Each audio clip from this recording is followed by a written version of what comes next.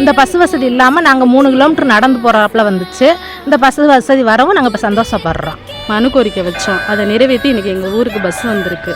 எங்க கிராமத்துக்கு கொலசாமியே வந்த மாதிரி இருக்கு என்பது போல் விண்ணை பிளந்த குளவை சத்தம். குங்குமம் வைத்து மாலையிட்டு ராஜ மரியாதையோட கிராம மக்கள் எப்படி வரவேற்றிருக்காங்க பாத்தீங்களா? இனி ஸ்கூலுக்கு போறதுக்கு 3 கிலோமீட்டர் நடக்க தேவையில்லை. பல காலங்களுக்கு அப்புறமா நம்ம ஊருக்கே பேருந்து வருது அப்படின்ற சந்தோஷம் எல்லாருடைய முகத்திலையும் தெரியுது.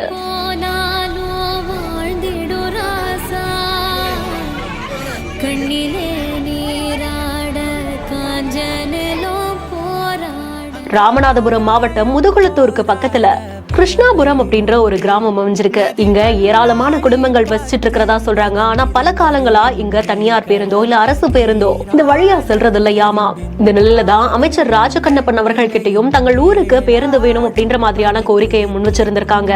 கோரிக்கைக்கு பலனா பல காலம் கழித்து அந்த கிராமத்துக்கு பேருந்து வந்திருந்திருக்கு. முதுகுளத்தூர்ல இருந்து பரமக்குடி செல்லக்கூடிய பேருந்து இந்த கிராமத்தின் வழியா இனி சென்று வரும் அப்படின்ற மாதிரி தெரிவிச்சிருக்காங்க. புது பேருந்து வந்த உடனே அந்த பேருந்தையே சாமி மாதிரி முன்னாடி மண்டி இட்டு கும்பிட்டு குலவை சத்தமிட்டு ராஜ மரியாதையோடு வரவேற்கக்கூடிய காட்சிகள் வெளியாகி இருக்கு.